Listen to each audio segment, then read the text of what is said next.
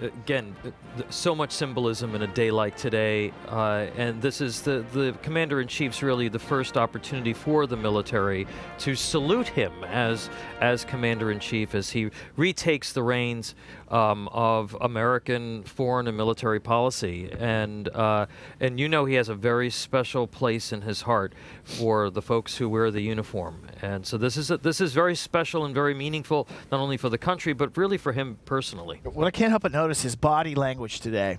Seems very matter-of-fact business. He's been here before, Carl. He's seen it before. He looks like a man who, he's honored to be here, obviously, but it looks like he's going to get to work. Yeah, well, that's exactly what I was going to say. Like, enough. I've done this. Yes. Let me go sign some executive orders. I got some stuff to do. We've had 4 years of garbage to put up with. I got to fix this stuff. And that's exactly what he looks like when he's in there. It does. Look, I've met this guy before when I have conversations with him. He is very direct. Point, 1, 2, 3, execute, solve. Right. Yeah, that's incredible.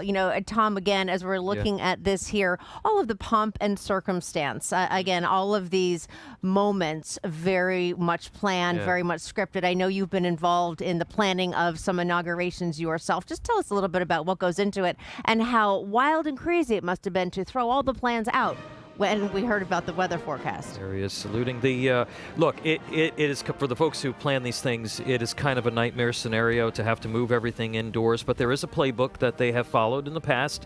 And look, the Military District of Washington, the architect of the Capitol, the Joint Congressional Committee and the Presidential Inaugural Committee work very well together to ensure that this important day for America comes off without a hitch. And they've done a fantastic job over the last 3 days of making all of these changes to the arrangements, because it does take months to put all of this together. And there's the president walking with the I can't see what his rank is, and he may be the general in charge of the Military District of Washington, and doing a review of the troops. You'll see also the Revolutionary soldiers.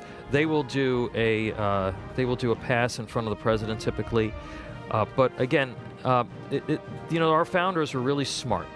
They didn't believe that the Congress had the institutional competency to command the army or to execute our foreign policy. Because they think a lot and they don't do a lot. They think a lot and they don't do a lot. And they understood that even though we didn't want a king, that we needed to have one person who was going to be able to make those decisions. And so that's why our president is the commander-in-chief. And this is a celebration of that moment and our founder's vision. Carl, former Navy SEAL here. When you say Donald Trump, commander-in-chief, what comes to mind? Get the job done. Yeah. Go get our people. That was the other thing.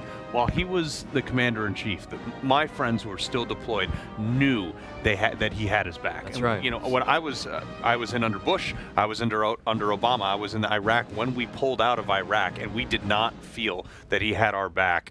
Donald Trump has. I mean, you look at the story of Eddie Gallagher with that whole thing. I mean, he had his back to the end. Even when sometimes it was politically inconvenient, he did when he sends people into bad places, he gets their back. We have a recruiting crisis in our military that is really significant.